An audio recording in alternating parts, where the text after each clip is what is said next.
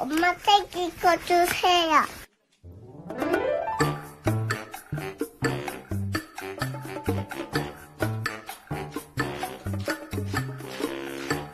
제3회 증평 아고라 북페스티벌 이유남 작가와 함께하는 북콘서트 책 그리다. 안녕하세요. 진행을 맡은 조혜선 아나운서입니다.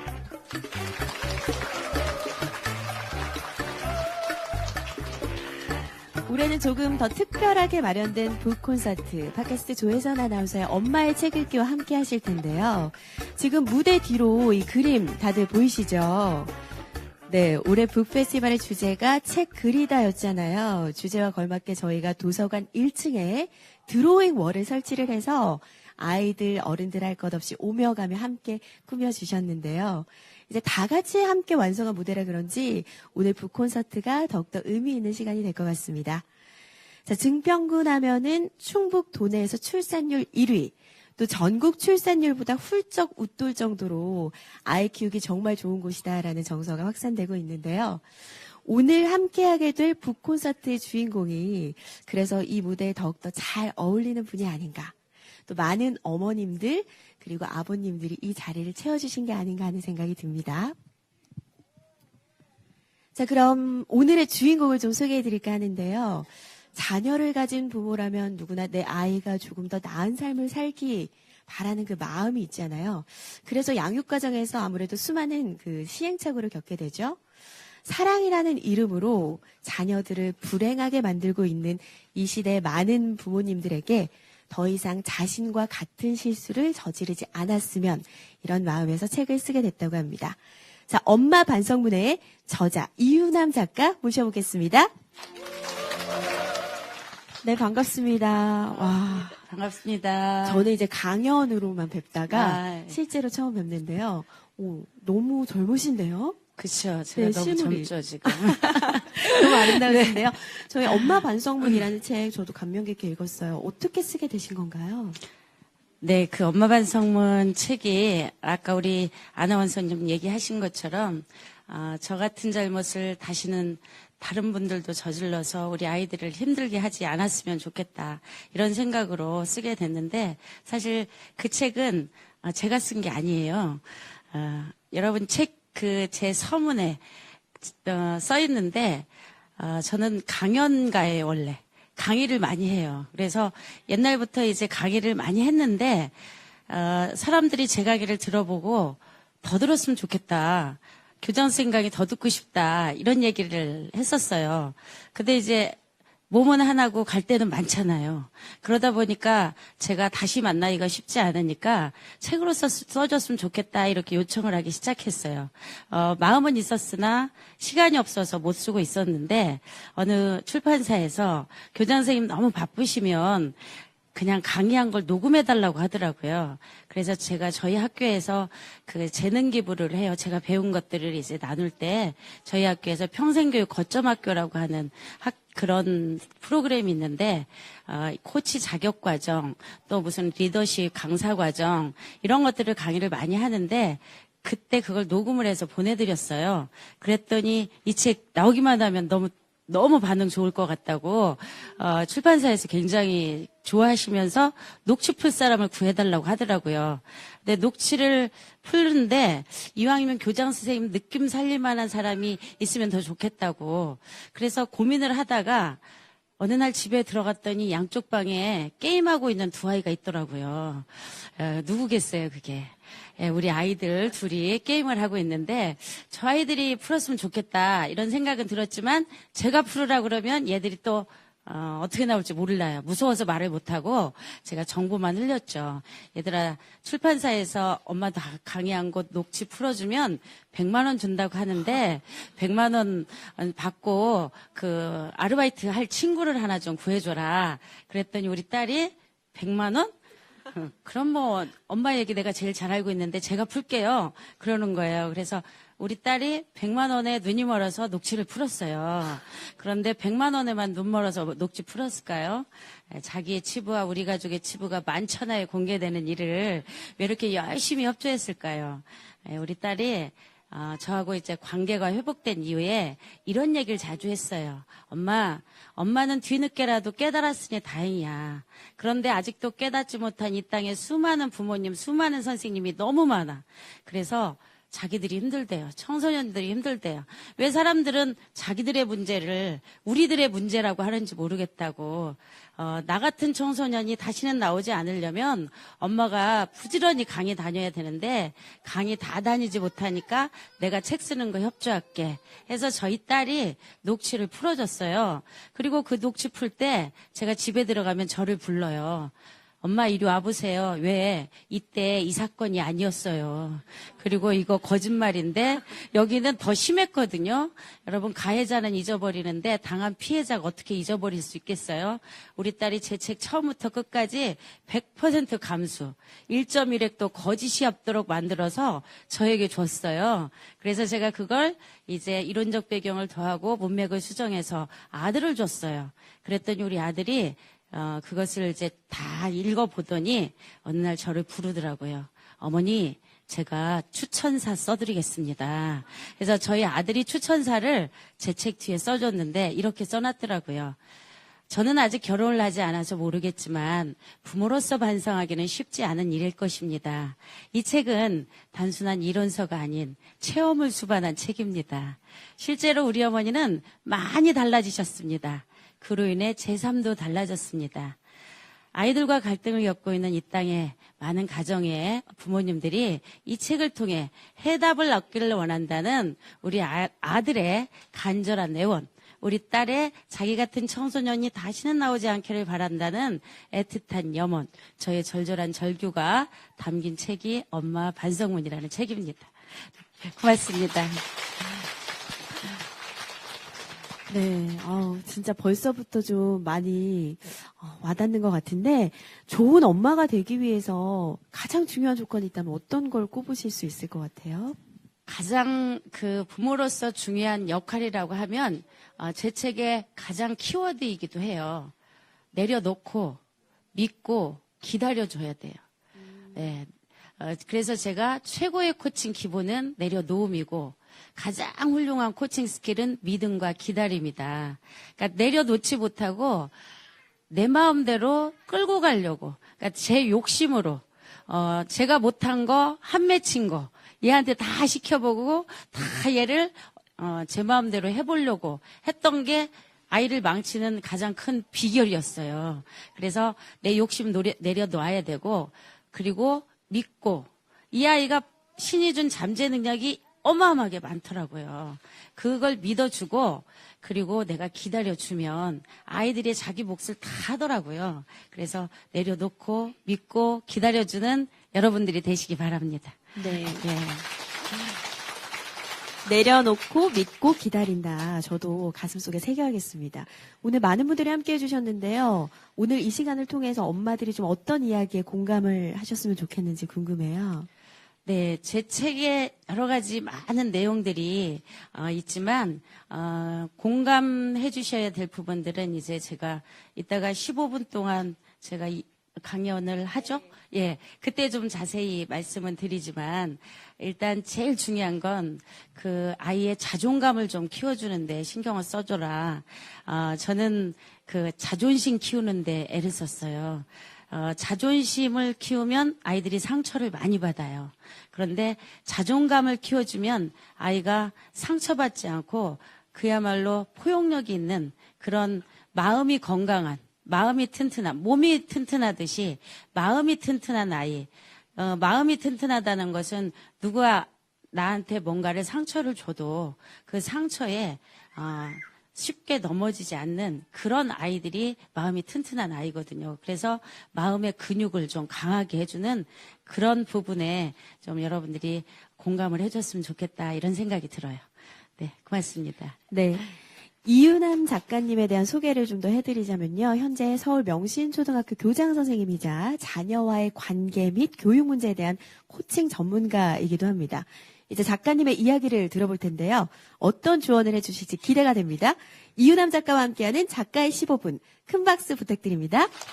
네, 반갑습니다. 만남을 통해 사랑과 행복의 한계를 전해드리는 서울 명신초등학교 교장이기도 하고요. 숭실사이버대학 그 코칭학과 교수이기도 해요.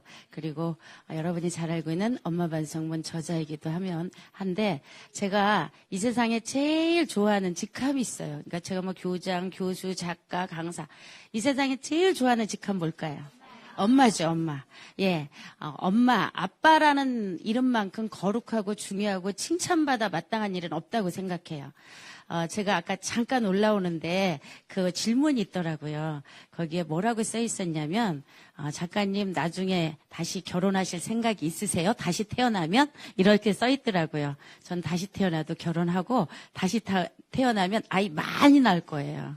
예. 그래서, 이제는 다시 실수하지 않고 정말 제가 쓴 책에서 여러분들한테 말씀드린 그런 내용대로 잘 키우고 싶다는 생각이 들어요. 제가 과거에 했던 것을 여러분들은 안 하시면 아이를 잘 키우실 수 있어요. 네, 첫째는 제일 중요한 게 말 잘 듣는 아이 키우지 마세요. 예, 말 잘 듣는 아이 원하시죠? 예, 말 잘 듣는 아이. 제가 키운 아이가 엄마가 선택해서 엄마가 생각해서 엄마가 선택해서 엄마가 하라는 대로 하는 아이. 그럼 착한 아이. 그리고 엄마가 되라는 대로 잘 되면 훌륭한 아이. 이렇게 세뇌시켰어요. 그런데 말 잘 듣는 아이가 중요한 게 아니라 선택하게 하는, 선택을 잘하는 아이를 키워야 되더라고요. 우리 집법이 SK, SK, SSKK 아시죠? 이게 뭔지. 시키면 시키는 대로. 예, 엄마가 시키는데 아빠가 시키는데 건방지게 말이 많아. 어른 말 들으면 자다가도 떡어도 먹어. 그냥 해. 예, 그래서 우리 집 아이들이 순둥이로 자랐잖아요. 순둥이로 자라니까 얘들이 쌓였어요. 본인이 원하는 것을 선택하게 해야 되는 그런 아이를 키워주셔야 돼요. 그래서 오늘부터 집에 가시면 뭐 물어보셔야 돼요? 예, 선택하는 아이가 되려면 저녁에 무슨 반찬 먹고 싶니? 내일 아침에 몇 시에 일어날래? 그리고 내일 무슨 옷 입을래? 우리 주말에는 어디 갈까? 자, 이따가 내려가서 제가 보니까 보고 싶은 거 하고 싶은 거 엄청 많더라고요.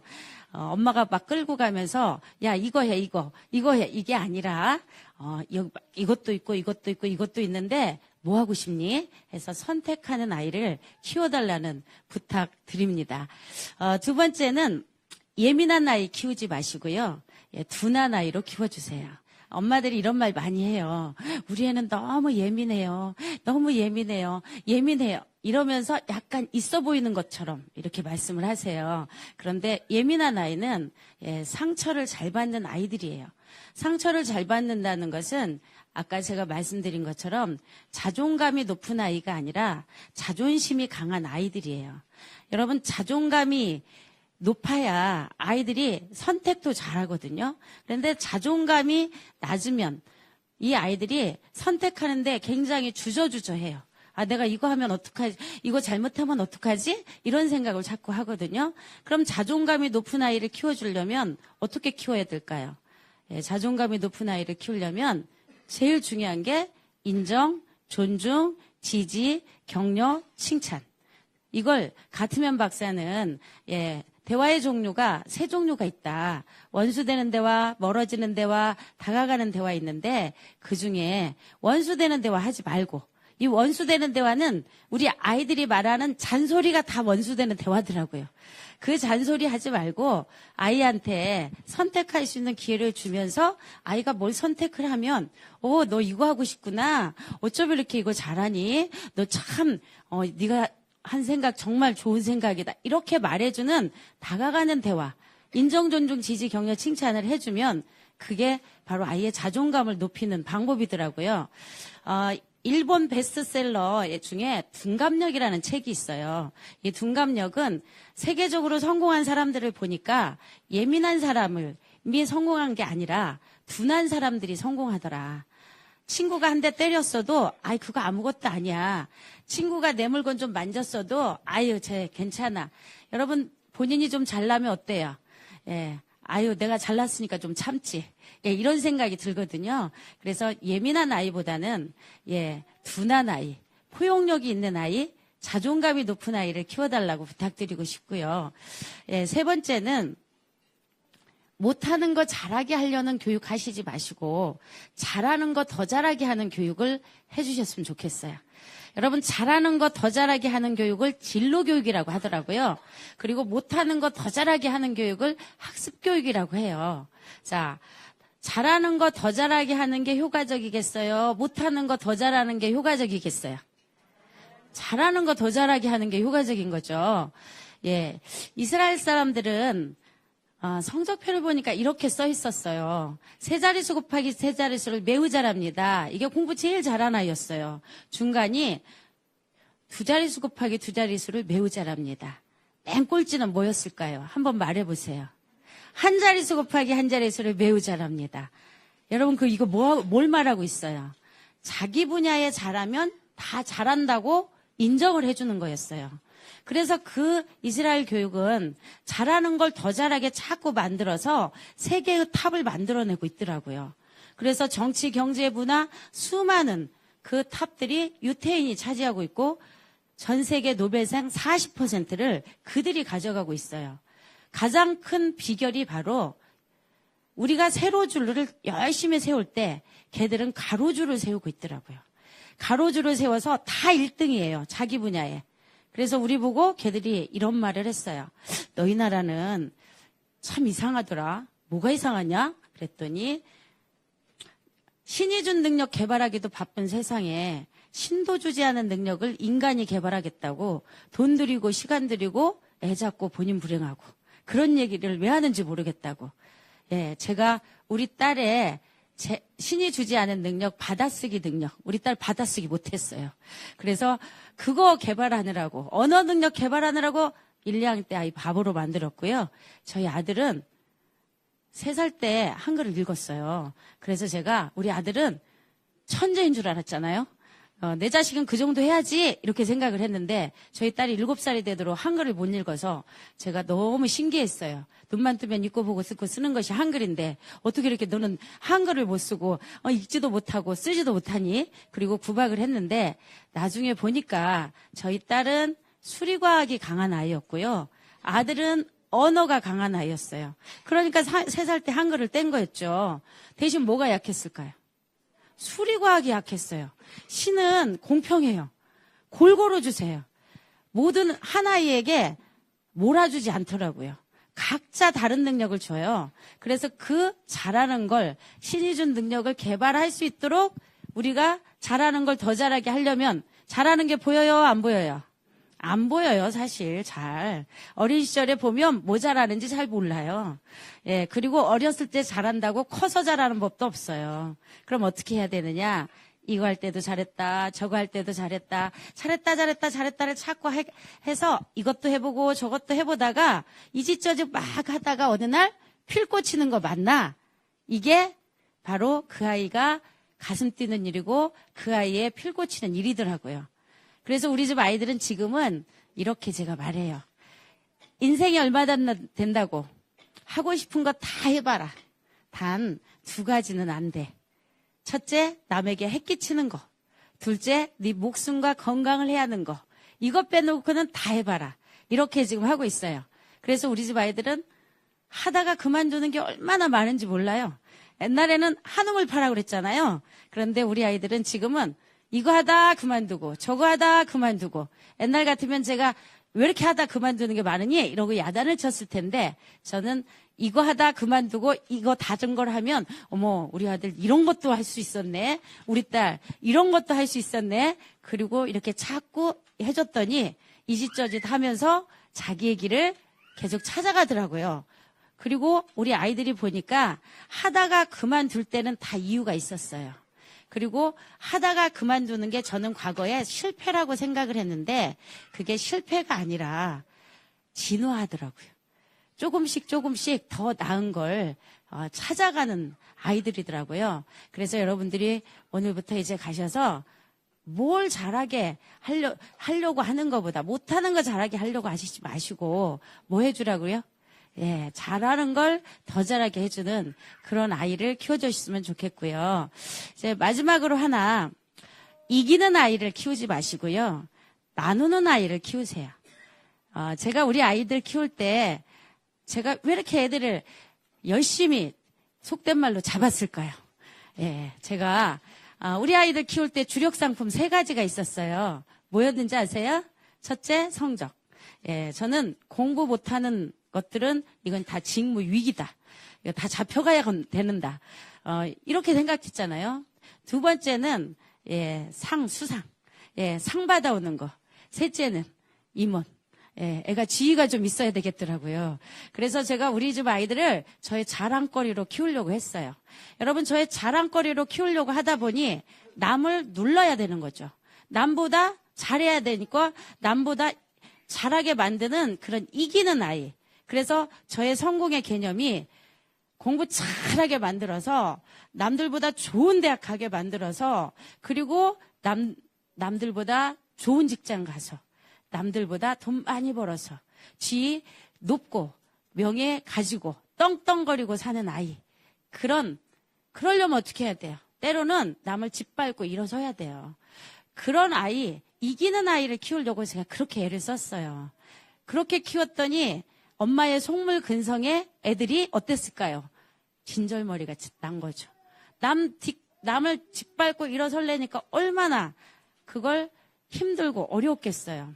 저희 아이들은 보니까 마음이 굉장히 여린 아이들이었어요. 그런 아이들을 막 강하게 해서 남들보다 잘하게 만들려고 하니까 너무 애들이 힘들어서 나중에 자퇴하고 집에서 게임 중독, 미디어 중독, 거기에 대인기피, 공황장애, 우울증, 저희 아이들이 말도 못하기 어려운 그런 시기를 겪으며 저도 3번 쓰러져 응급실에 실려가 봤고 3번 교통사고 내고 당하고 그리고 대수술 2번 그런 어려움을 제가 겪으면서 많은 것을 잃고 많은 세월이 지난 뒤에 깨달은 것을 여러분과 나누고자 엄마 반성문이라는 책을 썼어요. 독일 교육을 보니까 독일은요 과거에 이기는 교육, 바로 승패 교육이죠. 승패 교육을 열심히 시켰어요. 그랬더니 괴물이 나오더래요. 어떤 괴물 나왔을까요? 예, 히틀러, 나치라는 괴물이 나오더라는 거죠. 그래서 지금 그 독일이 지금은 통일이 되었잖아요. 통일이 될 수 있었던 비결이 과거에 올림피아드 대회, 세계 영재 과학 대회, 무슨 대회 다 나가서 독일이 엄청나게 우수한 성적을 올렸을 때 그들은 괴물을 만들고 있었다는 걸 알았고 2차 대전 이후에 그분들이 뼈저린 반성을 해요. 우리의 교육이 잘못됐구나. 그래서 그들은 지금은 올림피아드 대회, 영재 대회, 무슨 이런 공부 대회 애들을 잘 내보내지 않아요. 어쩌다 내보내도 꼴찌합니다. 그리고 무엇을 가르치느냐? 나누는 교육, 승승의 교육을 가르치더라고요. 너 잘 되고 나 잘 되는 교육. 그래서 여러분들이 우리 아이가 학교 가서 1등하고 뭐를 잘하고 이런 아이보다는 가서 네 마음을 나누고 생각을 나누고 그리고 내가 가진 것들을 나눌 줄 아는, 때로는 아이가 친구가 내 노트 보여달라고 하면 옛날에 어떻게 했어요? 가리잖아요. 그래, 내 거 봐. 괜찮아. 이렇게 해줄 수 있는 아이. 그리고 여러분, 우리 아이들이 정말 내가 가지고 있는 수많은 그 많은 재능들은 사실 나눌수록 더 많아지거든요. 나눌수록. 그래서 나누는 아이를 키워줬으면 좋겠다 이런 생각이 들고요. 그래서 이런 아이를 키우려고 하면 어떤 부모가 돼야 되느냐? 티칭형 교육 부모가 아니라 코칭형 부모가 돼야 되더라고요. 티칭은 집어 넣어주는 거예요. 그래서 내 거 막 집어 넣어줘. 이거 해라, 저거 해라, 저거 해라. 그래서 집어 넣어주면 기껏 잘 키우면 나 정도 키워요. 코칭형 부모는 끌어내는 부모예요. 자, 끌어내려면 어떻게 해야 되느냐? 질문을 자꾸 해야 돼요. 어떻게 하는 게 좋겠어? 어떻게 하는 게 좋겠어? 이렇게 해서 자꾸 질문을 하고 그걸 말할 때마다 어떻게 이렇게 좋은 생각을 했어? 참 좋은 생각을 했다. 이렇게 해주는 교육이 코칭형 교육.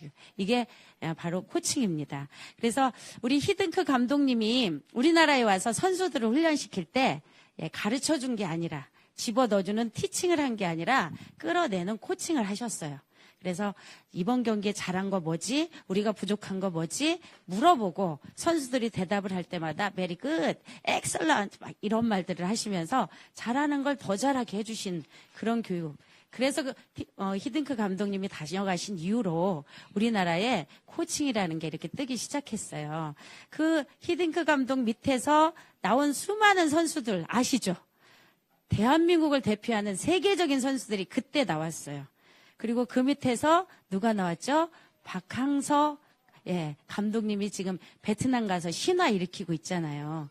그게 바로 코칭형 리더십, 코칭형 리더. 그래서 여러분들이 우리 아이들의 잠재된 능력, 우리 아이들은요, 그 축구 선수들 가진 거 이상의 능력이 우리 아이들한테 다 있습니다. 그래서 그러려면 코치형 부모가 되어주시기를 부탁드립니다. 이상입니다.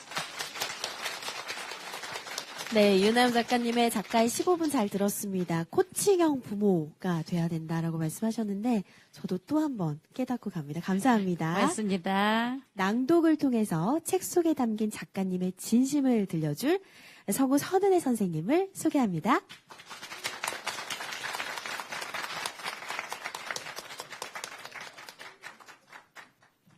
앉아주시고요. 네, 반갑습니다. 네, 안녕하세요. 근데 엄마 맞으세요? 제가 듣기로는 엄마라고 들었는데. 아, 네. 네. 아유, 아이가 같이 왔습니다, 아빠랑. 네, 안에 들어와 있는지 모르겠는데요. 네네. 지금 아이가 몇 살이라고 하기는 조금 창피한 만 1살이고요. 몇 개월인 거죠? 14개월 됐습니다, 이제. 네, 그래요. 이유남 작가님의 지금 15분 강의를 들으셨잖아요. 네. 어떠셨어요? 이 북콘서트를 준비하면서 또 작가님의 말씀을 들으면서 아직 저희 아이가 이제 앞날이 창창한 백지아 같잖아요. 이 백지아 같은 이런 큰 도화지에 어떻게 좋은 그림을 그려줄 수 있을까, 같이 정말 코칭을 해주는 엄마가 될 수 있을까를 많이 생각을 하게 됐습니다. 네. 네네. 아이가 아직 어리잖아요. 네. 그러다 보니까 이런 부분은 내가 좀 실수해도 괜찮겠지? 네. 이렇게 생각하는 부분이 있을 수도 있을 것 같거든요. 있죠. 제가 이제 아이가 말을 못 알아들으니까요. 네. 이제 그냥 장난으로 어느 정도 말을 알아듣나 싶으면 이제 저희 신랑하고 장난으로 복화술로 막 이렇게 장난으로 얘기도 하고 네네. 이렇게 막 나쁜 얘기까지는 아니지만 좀 슬프거나 이런 얘기를 막 웃으면서, 저희가 이제 성우가 연기자이기도 하잖아요. 그러니까 일부러 그렇게 얘기도 하고 이러면 못 알아듣겠지 이런 부분이 좀 없지 않아 있죠. 네. 네, 잘못하고 있는 거죠. 어때요? 잘못하고 있는 건가요? 우리 네. 이유남 작가님께서 보시기엔 어떠세요? 우리 애완견, 요즘 반려동물이라고 네. 안잖아요. 네네. 반려동물들이 우리의 마음을 알까요, 모를까요? 알죠. 예. 예. 다 안다는 눈빛 하나로, 네, 정말. 예. 우리 반려동물들이요, 말하지 않아도요, 다 알아요. 하물며 영혼을 가진 우리 아이들이, 예, 어찌 모르겠어요. 그렇죠. 뱃속에서부터 다 압니다, 얘들이. 예. 조심해야겠습니다. 반성합니다. 네. 우리 어떤 엄마가 되고 싶다라는 그런 다짐 같은 거 하셨나요? 많이 하죠. 많이 하고 생각도 많이 했고요. 네. 곰곰이 생각을 해봤어요. 어떤 엄마가 되고 싶은가. 운동을 배울 때 요가든 헬스든 골프든 다 어깨 힘 빼세요. 배에 힘 주세요. 여기 코어가 중요합니다. 이렇게 말들을 많이 듣잖아요. 그러면서 아이를 혼내는 거, 잔소리, 내가 하고 싶은 거, 이런 데 힘을 좀 빼고 삶에 있어서 진정한 부분에 좀 힘을 주고 쭉 몇십 년 살아가다 보면 아이가 엄마는 나를 정말 이해해주는 엄마인 것 같아, 이런 말을 들을 수 있는 엄마가 너무 되고 싶어요. 네. 우리 작가님께도 질문 하나 드릴게요. 엄마 반성문을 읽고 이제 많은 분들이 좀 공감도 하고 반성도 하고 그런 이유가 뭐라고 생각하시나요? 아마도 제가 생활 속에 있었던 그런 이야기들, 그냥 일상에 그냥 스치고 지나갈 수 있는 그런 이야기들을 거기에 아주 적나라하게 써놨잖아요. 특히 이제 무엇보다 제가 교장이라는 그런 직함이 있음에도 불구하고 네. 그냥 제 모든 것을 정말 벌거벗은 것 같은 그런 느낌으로 써놨기 때문에 어떤 분이 그 얘기를 하더라고요. 제 책 몇 쪽을 보니까 자기 집에 CCTV를 달아놓은 줄 알았대요. 그러니까 제가 하는 그 이야기, 제가 우리 집 애들한테 했던 그 이야기 하는 짓이 자기 집에서도 똑같이 일어나고 소름 끼칠 정도로 똑같은 보통 그런 게, 그렇게 느끼셨을 것 같아요. 그래서 그런 부분들이 공감을 하고 있지 않나 이렇게 생각이 들어요. 네. 그래서 많은 엄마들이 공감하는 이유남 저자와 함께하는 북 콘서트. 자, 이제 새로운 또 손님을 모셔서 소개를 해드리려고 합니다. 제3회 증평 아고라 북페스티벌 이유남 작가와 함께하는 북 콘서트. 올해는 팟캐스트 조혜선 아나운서의 엄마의 책 읽기와 함께하고 있습니다. 이번에는 북 콘서트를 더욱더 풍성하게 해줄 가수 한 분을 모셔봤는데요. 이분이 이 자리에 더할 나위 없이 잘 어울리는 이유가 또 있습니다. 일단 아시다시피 뮤지션이고요. 그리고 어느 날 작은 책방을 연 서점 주인이기도 합니다. 또 매일의 독서 기록을 책으로 발간한 작가이자 팟캐스트도 함께 운영하고 있는데요. 얼마 전에는 음악과 책 이야기를 주제로 북콘서트 강연을 진행하기도 했습니다. 수식어가 너무 많은 가수예요. 요조 씨 소개합니다. 네, 안녕하세요. 반갑습니다. 요조라고 합니다. 네, 요조 씨께 질문 좀 드릴게요. 네, 벌써요? 네. 네. 살짝. 네. 지금 엄마 그리고 자녀 코칭에 대한 내용으로 북콘서트를 함께하고 있는데 책이 뭐라고 생각하시는지 궁금해요. 팟캐스트도 책 이게 뭐라고 진행하고 계시잖아요. 네. 근데 그 책을 이제 엄마와 아이의 어떤 관련해서 얘기를 드려야 되는 건가요? 그렇게 하시면 좋고 아니면 그냥 자연스럽게 말씀해 주셔도 돼요.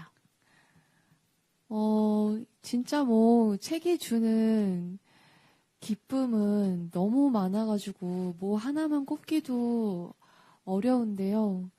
일단은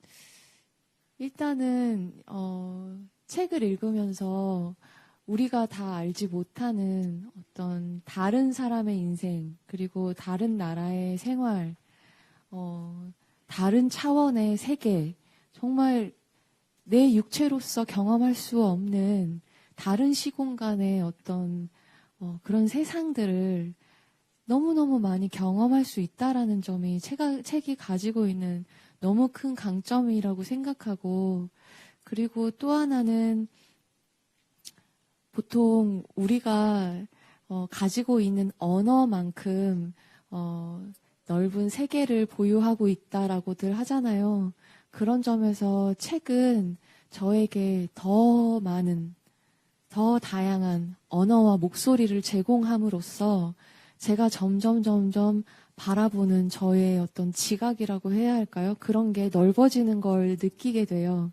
그래서 아까 엄마와 아이의 이야기들 나누셨다고 했는데, 아이들에게도 어릴 때부터 책을 가까이 두고 들려주고 읽게 하고 하는 것이 일단은 책에 대한 재미도 재미겠지만, 아이는 그만큼 더 많은 세계를 알 수 있는 그런 근육을 키워올 수 있다라는 점에서 진짜 책은 아이에게 아주 필요한 그런 도구가 아닐까 하고 저는 생각하고 있습니다. 네, 아니 싱어송라이터라 그런지 진짜 말씀을 너무 잘하시는데요. 깜짝 놀랐어요. 팟캐스트도 지금 진행을 하고 계시잖아요. 저 어떤 콘텐츠를 다루고 계신지 소개 좀 부탁해 주세요. 네, 저 장강명 작가님하고 같이 진행을 하고 있어요. 그래서 딱히 어떤 특정 장르를 선호하고 있지는 않고요. 그냥 어떤 시의성 있는 책들을 다루기도 하고, 정말 전문 분야의 어려운 책을 고르기도 하고, 가벼운 에세이부터 소설, 아주 다양한 장르의 책들을 다루고 있어서, 저 같은 경우는 좀 음식도 굉장히 편식하는 편인데 책도 너무 편식해서 제가 좋아하는 장르만 계속 읽고 그랬었거든요. 근데 팟캐스트 하면서 정말 평소라면 절대 읽지 않을 것 같은 그런 책들을 많이 읽고 있어요. 그래서 배우는 게 정말 많고, 아까 저 너무 얘기 잘한다고 네네. 하셨잖아요. 네. 저 팟캐스트 하면서 말도 이렇게 좀 얼추 할 줄 알게 되고, 정말요? 네, 그 전에는 말도 너무 못하고, 일단 기본적으로 제가 좀 느리고 좀 어리바리하기 때문에 말 주변이 좀 없었어요. 근데 진짜 책을 많이 다양하게 읽고 또 내가 읽은 거에 대해서 내가 어떻게 느꼈는지 그리고 어떤 게 이 책의 장점인지 이런 걸 제가 말로 얘기를 해야 돼서 그걸 지금 한 2년째 하고 있거든요. 그러다 보니까 말이 좀 많이 늘은 것 같기도 하고 네, 그렇습니다. 네. 정말 요조 씨의 이야기를 듣다 보니까 책을 정말 사랑하시는 분이라는 게 딱 느껴지는 것 같아요. 네. 자, 이번에 이어질 마음 공감 토크 역시 그런 마음으로 준비를 해봤어요. 책을 읽으면서 되새겨보게 되는 문구나 내용들이 참 많았는데요. 함께 이야기 나눠보는 시간입니다. 무엇이 진짜 성공일까? 배울 만큼 배우고 알 만큼 아는 제가 왜 그토록 우리 집 아이들을 무섭고 매몰차게 대했을까요? 그것은 저의 성공에 대한 잘못된 오염된 개념 때문이었습니다. 저의 성공 개념은 이런 것이었습니다. 공부 잘해서 남들 부러워하는 대학 가고 좋은 직장 들어가서 돈 많이 벌고 지위도 높아지는 것. 그래서 남들보다 잘 나가고 떵떵거리며 사는 것. 흔히 성공하면 돈, 지위, 명예를 떠올립니다. 하지만 행복 없는 돈과 지위, 명예가 무슨 소용이 있을까요? 그 좋다는 돈, 지위, 명예가 때로는 큰 재앙이 되기도 합니다. 그럼 진짜 성공이란 무엇인가요? 미국 월스트리트 저널에서 아메리칸 드림이라는 주제로 1654명을 대상으로 조사를 했습니다. 당신은 언제 성공했다고 생각하느냐는 질문에 다음과 같은 결과가 나왔다고 합니다. 3위, 행복한 인간관계. 2위, 행복한 결혼. 그렇다면 1위는 무엇이었을까요? 바로 존경받는 부모가 되는 것이었습니다. 오늘 여러분 자녀들을 앉혀놓고 이렇게 질문해 보시죠. 너는 나를 존경하니? 많은 아이들이 엄마가 좋아요. 아빠 사랑해요. 라는 말은 많이 하지만 존경한다는 말은 쉽게 하지 않습니다.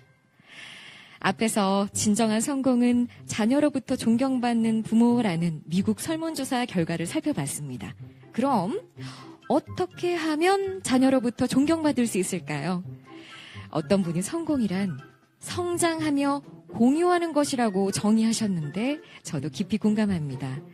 스스로 노력하면서 성장하고 갖고 있는 것들을 남과 나누는 것, 그것이야말로 진정한 성공이고 그러기 위해 노력하는 부모가 자녀로부터 존경받을 것이라고 생각합니다. 존경받는 부모가 되는 것 참 쉽지 않은 일인 것 같아요. 작가님께 질문 드릴게요. 아이들에게 너는 나를 존경하니? 라고 물어봤을 때 아이들이 어떤 대답을 해주셨나요? 네. 제 책의 그 내용을 우리 너무 아름다운 목소리로 이렇게 성우님 이렇게 낭독을 해주시니까 전혀 또 다른 느낌으로 다가오네요. 제 책에 나와 있듯이 제가 이걸 보고 제가 이 교육을 받을 때 집에 가서 아이한테 너는 나를 존경하니? 라고 물어가지고 거기서 나오는 답을 발표하라는 그런 숙제가 있었어요. 제가 받는 교육에서. 그래서 이제 집에 가서 물어봐야 되는데 저희 딸한테 물으면 좋은 대답이 잘 안 나올 것 같더라고요. 그래서 좀 좋은 대답이 나올 것 같은 아들을 기다렸다가 물어봤죠, 제가. 너는 나를 존경하니? 물으려니까 낯이 간지러워요. 그래서 너는 나를 어떻게 생각하니? 라고 말했더니 우리 아들이 뒷머리 계속 극적거리며 엄마 그거 꼭 말해야 돼요? 아, 참 곤란한데 뭐라고 말하지? 그래서 제가 뭐라고 그랬게요? 야, 얼른 말해. 빨리. 엄마 바빠. 그날도 또 얼른 빨리 바빠가 또 나가죠. 우리 아들이 계속 뒷머리 극적거리다가 한참을 있다가 하는 말이었어요. 엄마는 훌륭한 직장인이십니다. 그리고 존경받는 선생님입니다. 그리고 한참을 있더니 그런데 엄마, 저는요, 절대로 직장 다니는 여자와 결혼하지 않겠습니다. 여러분, 이거 무슨 말일까요? 네. 당신은 지금 직장에서 잘 나가고 있는지 모르겠지만 엄마로선 빵점이야. 이 말을 제가 잘 알아들었으면 나중에 우리 아이들을 그렇게 고생시키지 않았겠죠. 그때 제가 뭐라고 했을까요? 이렇게 말했죠. 존경받는다, 훌륭하다는 거 들었으면 된 거고, 사람은 선택적 듣기, 자기가 필요한 말만 듣잖아요. 그리고 이 말을 이렇게 했죠. 그래, 너 말 잘했다. 너 직장 다니는 여자 안 만나려면 네가 잘 나가야 돼. 그러니까 지금부터 공부 잘해야 돼. 더 좋은 대학 가고 더 좋은 데를 가야 직장 다니는 여자 안 만나고 너 혼자 벌어도 살 수 있을 거 아니야. 그리고 이왕이면 살림도 잘하고 반찬도 잘 만드는 그런 여자 만나서 엄마 집에 저 반찬 좀 갖다 넣어놓고 그래라. 제가 늘 바쁘니까 반찬할 시간이 없잖아요. 그렇게 말을 했는데 누가 쳐다봤을까요? 이때 저희 남편이 쳐다봤죠. 당신은 무슨 말을 그렇게 해? 그날 밤 저희 서로 엄청 언성이 오고 갔습니다. 큰 목소리가. 이렇게 부끄러운 저의 과거들을 이렇게 또 드러내니까 가슴이 또 많이 아파요. 제대로 된 부모 노릇을 제대로 했어야 되는데 제대로 못해서 여러분들은 이렇게 지혜로우셔서 콘서트도 오시고 아이들 데리고 이런 데 와서 이런 강의도 들으시고 저는 바빠서 아이들 학원 보내고 그리고 공부 하나라도 더 시키고 문제집 하나 더 풀게 하려고 이런 데 관심이 없었어요. 여러분들은 진짜 지혜로운 부모님들이십니다. 부럽습니다. 네. 진정한 성공은 자녀들에게 존경받는 부모가 된다는 것. 그렇다면 아이들의 성공, 진정한 아이들의 성공은 뭐라고 생각하시나요? 저요. 아니, 다 대답하셔도 먼저. 예. 아이들의 성공은 이 아이가 가진 능력을 제대로 발휘하는 거. 전 이게 이 아이들의 성공이라고 생각해요. 신은 각자에게 다 잠재된 능력을 줬거든요. 그 잠재된 능력을 본인이 발휘할 수 있는 환경, 또 발휘할 수 있도록 지원해 주시는 부모님, 선생님, 어른들을 만나서 가진 능력을 제대로 잘 발휘해서 정말 남과 나눌 수 있게 되는 아이들, 그런 아이로 자랄 수 있는 환경을 만나고 부모를 만나는 게 아이들의 성공이 아닐까, 전 이렇게 생각이 들어요. 네. 그렇다면 그 아이들의 성공을 위해서 놓치고 있는 부분이 있다면 어떤 것들이 있을까요, 우리 부모님들이? 아이들의 성공이 아까 제가 말씀드린 것처럼 잠재된 능력을 발휘할 수 있도록 도와주는 것인데 아이들의 잠재된 능력에 관심이 없고 부모님의 한 맺힌 것에 관심이 있잖아요. 예, 내가 못 해본 거, 내가 해보고 싶었던 거, 그리고 우리가 아이들한테 강요하고 시키는 것들의 기준이 내가 배운 것에 그 나의 어떤 틀 안에서 본 거, 내가 경험한 거, 거기서 하는 거잖아요. 그래서 제가 여기저기 강의를 가보니까 의사 선생님들 집단에 가서 강의를 했더니요, 아이들을 다 의사 만들고 싶어 하더라고요. 대부분의 그 분들이. 그리고 법조인 그쪽에 가서 강의를 했더니 그분들은 우리 아이들이 나중에 그 분야에서 일했으면 좋겠다. 저희 선생님들은 주로 아이들을 뭘 시키고 싶어 할까요? 예. 선생님 시키고 싶어 해요. 왜냐하면 본 게 그거거든요. 그래서 아이가 내가 경험한 것을 우리 아이가 하면 좀 내가 쉽게 이끌어줄 것 같고, 그리고 내가 이미 가봤으니까 우리 아이는 실수를 좀 덜하게 할 수 있을 것 같고, 그렇게 키우는 거죠. 우리 딸이 저한테 고등학교 그 2학년 때 엄마 나는 나중에 뭐 하고 살지? 이렇게 물어보더라고요. 그래서 제가 그랬죠. 엄마가 너 어렸을 적부터 얘기했지. 너는 선생님 하라고 그랬지, 선생님. 엄마, 내가 무슨 선생님이 돼. 나는 남 앞에 쓰는 거 딱지색이고 더더욱 초딩 애들은 딱지색이야. 그게 엄마 꿈이지 내 꿈이야? 그러면서 저한테 반발을 하기에 제가 뭐라 그랬게요. 너 지금 교대 갈 실력 안 되니까 그런 거지. 너 교대 갈 실력 안 되니까 지금 그런 말 하는 거 아니야. 여자는 초등학교 교사 딱 좋아.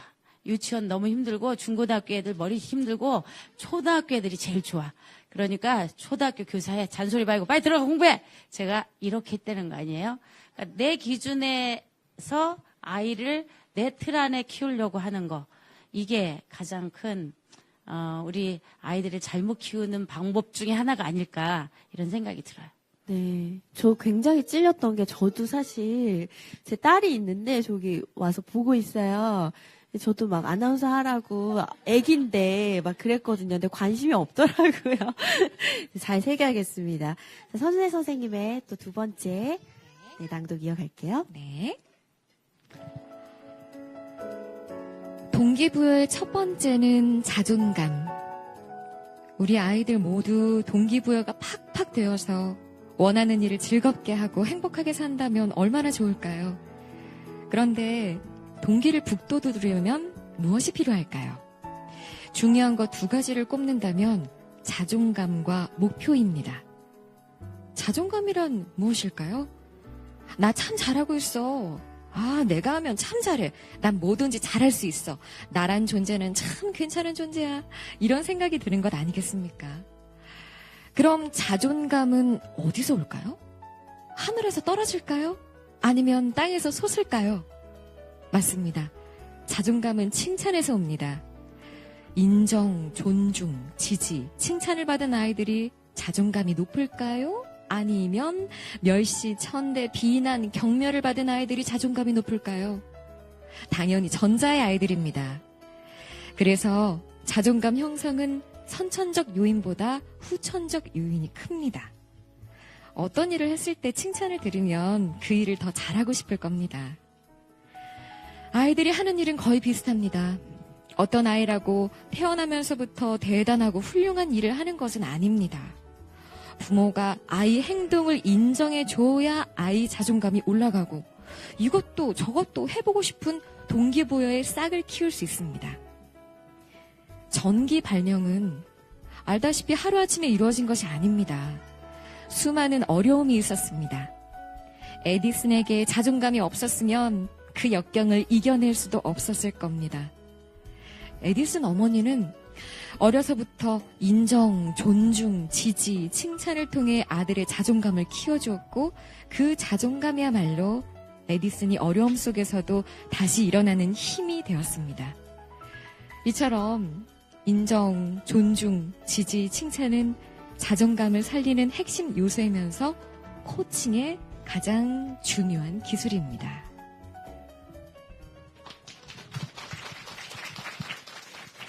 네, 책에 그 에디슨 어머니에 대한 이야기가 되게 인상 깊었어요. 작가님께서 좀 소개를 해주시죠. 네, 여러분, 그 에디슨이 우리가 전기 그 문을 읽으면 정말 많은 말썽을 부리잖아요. 얼마나 많은 말썽을 부리는지 정말 기상천외의 것들을 하는데 그 중에 닭장에 가서 알을 품은 사건 기억하시죠? 예, 닭장에 가서 알을 품은 그 사건을 이제 저 같으면 아이가 가서 닭장에 가서 알 품고 있으면 전 어떻게 했을까요? 쫓아 들어가서 일단 득작부터 때려요. 네가 지금 여기서 이거 할 때니? 야, 너 지금 빨리 학원 가야 되고 너 빨리 숙제해야 되는데 여기서 이거 하면 되겠어? 그리고 저는 등짝을 때리면서 이런 말도 또 하죠. 너 뉴스도 안 봐? 조류 인플루엔자 도는지도 몰라? 그러면서 아이를 야단을 치고 빨리 들어가 씻어. 얼른. 아유 진짜 너 기관지도 약한 게 야, 이 닭털 코 속에 들어가면 너 어떻게 되는 줄 알아? 그러면서 저는 이렇게 야단을 쳐요. 저도 아이를 나름 아이를 유한다는 명목을 한 거죠. 저희 아이들이 기관지가 약하니까 행여나 아플까 봐 이렇게 한 거죠. 에디슨 어머니는 이렇게 했대네요. 아이가 놀랄까 봐 살금살금 들어가서 아이의 귓전에 대고 어머, 넌 어떻게 이런 생각을 했니? 야, 어떻게 이런 생각을 했어? 넌 앞으로 정말 훌륭한 일을 하겠구나. 넌 대단한 일을 하겠구나. 이런 멘트를 아이한테 말을 했다 그래요. 우리 아이들은 그와 비슷한 일을 나중에 할까요? 안 할까요? 예, 우리 아이들은 절대로 안 하죠. 이거 또 등짝 맞을 일이니까. 그런데 에디슨은 엄마에게 그렇게 지지받고 격려받고 칭찬을 받았기에 이것도 해보고 저것도 해보고 수많은 역경을 이겨내고 오늘의 이 전기를 우리가 이렇게 쓸 수 있게 한 거죠. 그래서 저는 항상 이렇게 말해요. 전기 발명은 에디슨이 한 게 아니라 에디슨 부모님이 그 어머님, 아버님이 해낸 거다. 만약에 에디슨을 어려서부터 이렇게 싹을 다 잘랐다면 절대로 에디슨은 나중에 그런 어려움을 시도도 또 안 했을 뿐만 아니라 어려움이 있을 때 포기했을 거라는 거죠.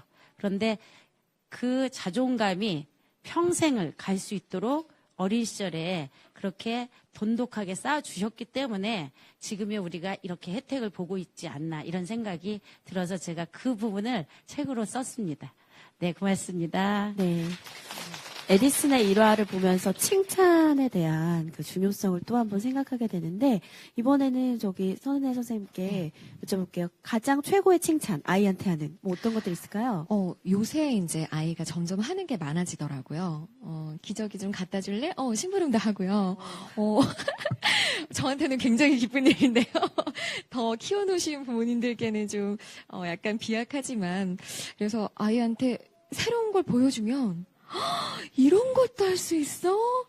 야, 너 정말 대단하다. 또 다른 것도 해봐. 어떤 거? 저것도 가져올래? 그러면 아이가 막 신이 나서 가져오고 다른 것도 하더라고요.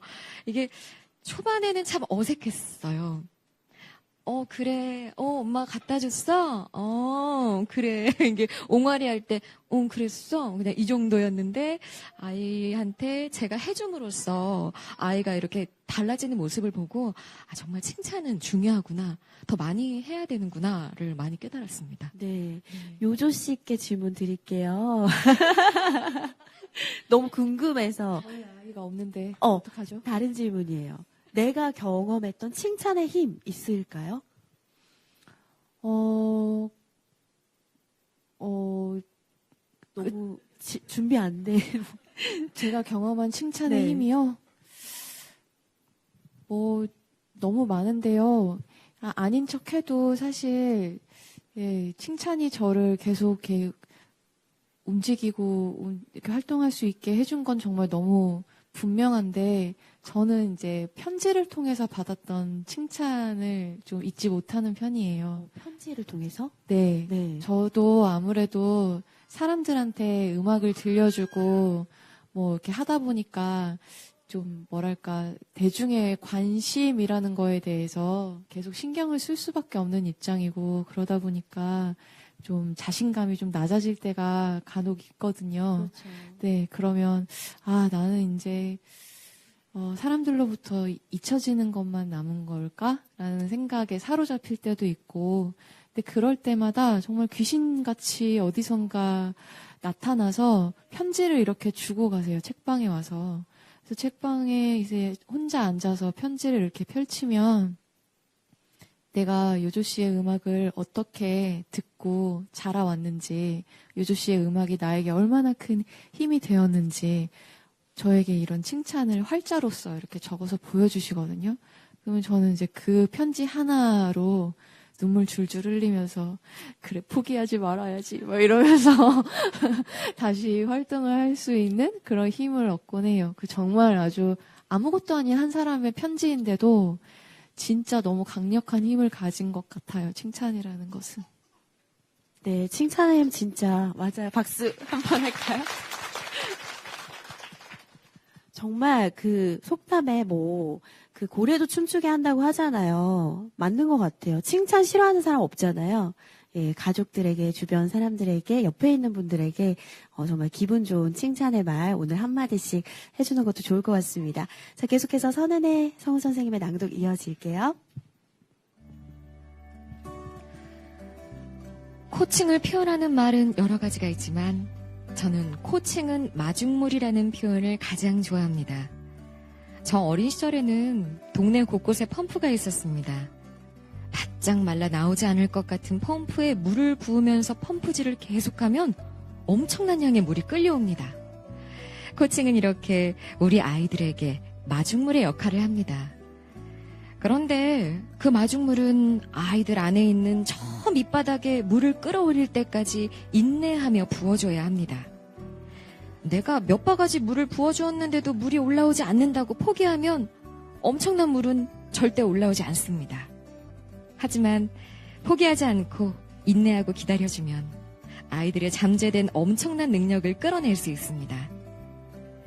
여러 코칭의 철학 가운데 저는 개인적으로 일본의 코칭 대가인 에노모토 히데타케가 마법의 코칭에서 말한 부분이 가장 마음에 와닿습니다. 그의 코칭 철학은 다음과 같습니다. 모든 사람들에게는 무한한 가능성이 있다. 그 사람의 필요한 해답은 모두 그 사람 내부에 있다. 해답을 찾기 위해서는 파트너가 필요하다. 코치는 해결책을 제시하거나 찾아주면서 상대를 끌고 가는 리더가 아니라 본인 스스로 해답을 찾을 수 있도록 단지 도움을 주는 존재입니다. 이러한 코칭의 철학을 괴테의 말로 잘 정리할 수 있습니다. 상대방을 현재의 모습 그대로 대하면 그 사람은 현재에 머물 것이다. 그러나 상대방을 잠재의 능력대로 대해주면 그는 그대로 성취할 것이다.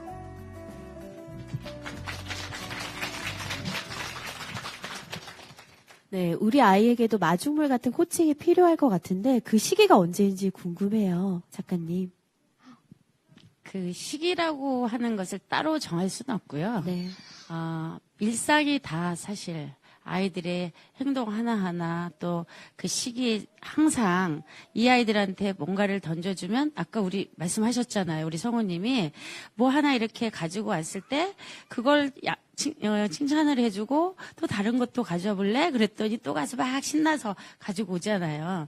그러니까 그 항상 모든 일이 다 우리가 이 아이들한테 뭔가를 던져주면 얘들이 다 끌려 나올 수 있는 그런 마음가짐을 가지고 대해주시면 돼요. 그러려면 이제 이 아이를 이렇게 아이들이 사실 우리가 원하는 대로 움직이지 않잖아요. 말 안 들을 때 많고 내 맘에 안 들을 때 많아요. 그럴 때 그 말 안 듣는 것을 보고 또 이 아이가 지금 게임만 하고 있어요. 그러면 우리는 걱정이 돼서 이런 생각이 들잖아요. 제가 저렇게 맨날 게임을 하다가 저렇게 페인이 돼가지고 나중에 게임 중독자가 돼서 저걸 평생 저렇게 살면 어떡하지? 막 여기까지. 그러니까 지금 여기 이 작은 것을 막 미래까지 확대를 해가지고 막 거기까지 쳐다봐서 미리 걱정을 하고 있는 거죠.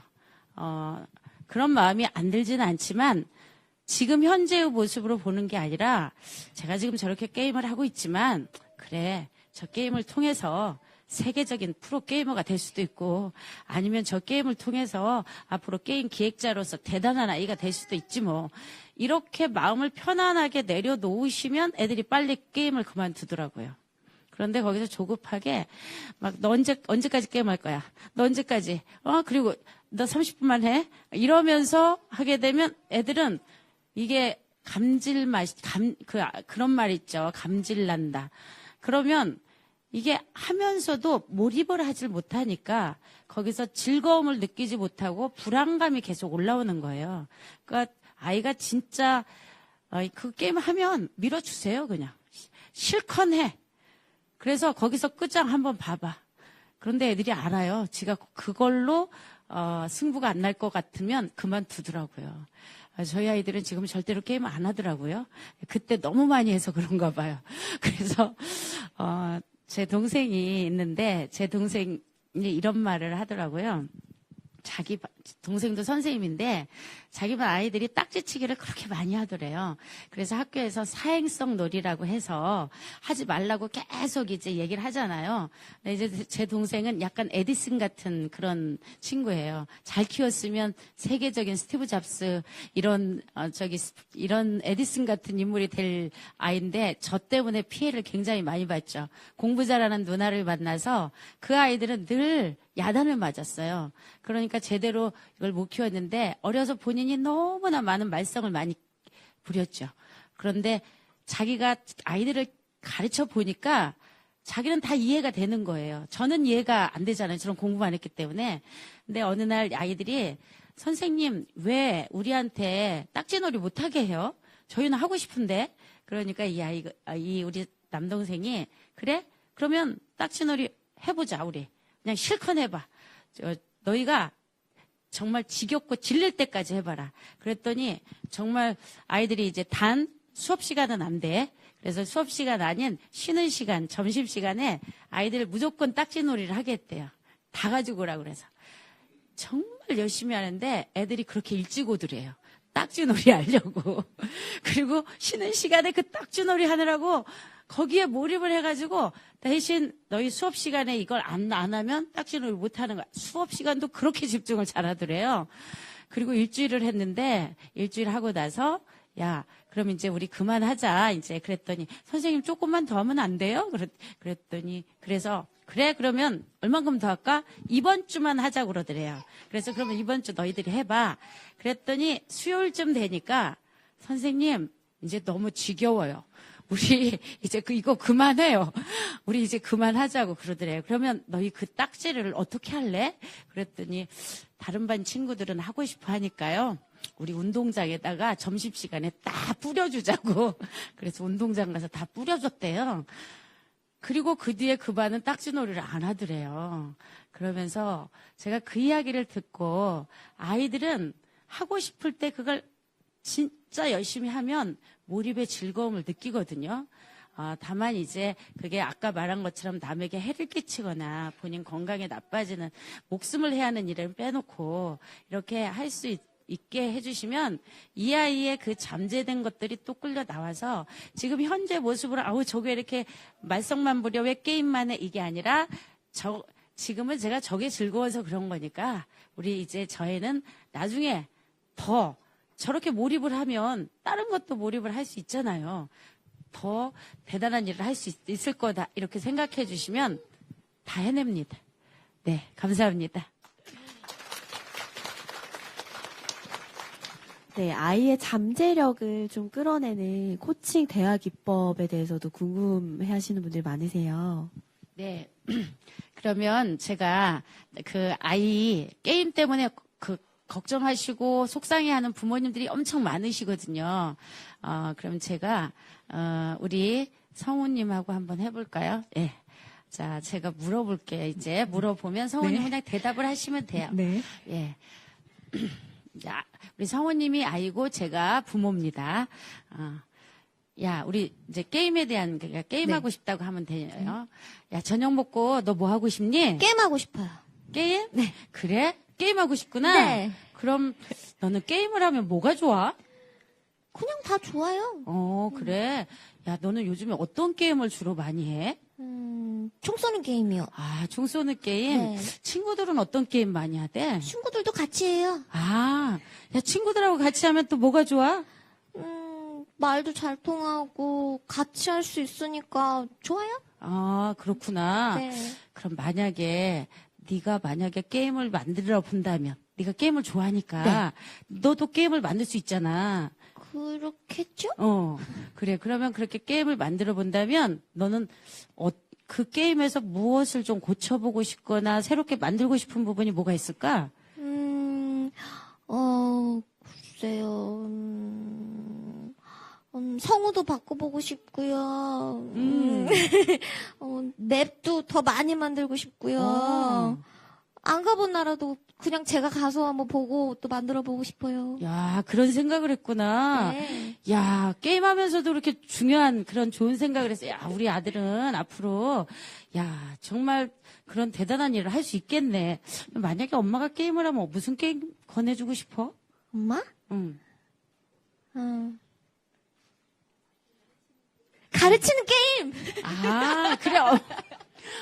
엄마한테는 진짜 좋은 게임이겠네. 그런 것 같아요. 그래. 그럼 오늘 저녁에 게임은 몇 시간 해볼래? 게임? 3시간은 엄마가 싫어할 것 같으니까 2시간 반. 2시간 반? 네. 그럼 지금이 8시거든. 네. 2시간 반 하면 몇 시에 끝나지? 10시 반이요. 10시 반? 네. 그럼 너 아직 숙제 안 한 것 같던데. 맞아요. 그럼 어떻게 하면 좋을까? 그러면, 1시간 반만 하고 30분 동안 숙제하고 10시에 잘게요. 그래. 근데 엄마가 좀 걱정이 돼. 10시에 자면 네. 네가 내일 아침에 응. 좀 늦게 일어나서 엄마가 해주는 맛있는 밥 못 먹고 갈 것 같아서. 늘 뭐 해줄 건데요? 네가 좋아하는 거. 진짜요? 그거 해줄게. 그러면 응, 1시간만 하고 응, 20분 만에 숙제하고 응. 자고 내일 맛있는 거 먹을게요. 그래? 야, 내일 아침에 우리 아들이 맛있게 밥 먹고 가는 거 네. 엄마가 기대돼서 맛있는 반찬 내가 해놔야 되겠다. 고마워요, 엄마. 그래. 이렇게 하는 겁니다. 네. 코칭은 아이가 원하는 걸 다 시키는 게 아니에요. 예. 감정을 받아주고요. 아이가 그걸 하고 싶어 하는 그 마음을 받아주고, 그걸 통해서 그걸로라도 대화를 하라는 거죠. 예. 지금 이렇게 해보시니까 어떠셨어요? 이입이 되면서 예. 아이가 원하는 게 사실 정말로 이렇게 딱지 얘기를 하셨지만 진짜로 원하는 걸 그냥 저도 사실 성우가 되기 전에 네. 아이들을 좀 가르쳤었거든요. 예. 학원에서. 아이들이 놀자고 해서 그냥 놀았어요. 재미없어 하더라고요. 예. 계속 놀으니까. 이제 그런 것 같아요. 예. 네네네네. 예. 그래서 아이들은 그 자기들의 마음을 읽어달라는 거예요, 사실은. 그런데 우리는 행동을 먼저 보잖아요. 이 아이가 그 게임을 하고 있는 그 마음을 읽어주지 못하고 그 행동, 왜 게임만 하고 있어? 왜 이렇게 오래 하고 있어? 이 행동을 야단치면 아이들은 더 공격적으로 변하고 그 공격적인 내가 파충류의 뇌인데 그 파충류의 뇌가 더 활성화되면 엄마 아빠를 두드러 패고 싶어요, 마음으로는. 그런데 내가 지금 엄마 아빠한테 대들고 엄마 아빠를 만약에 때리면 생존권에 위험이 있죠. 지금은. 쫓겨나면 밥 못 먹어요. 그러니까 그걸 그때는 견디면서 어디선가 대리만족을 해야 되는 거죠. 그 대리만족을 하기 위해서 그 게임에서 사슴도 잡고 호랑이도 잡고 사람도 잡으면서 대리만족을 하고 있는 거예요.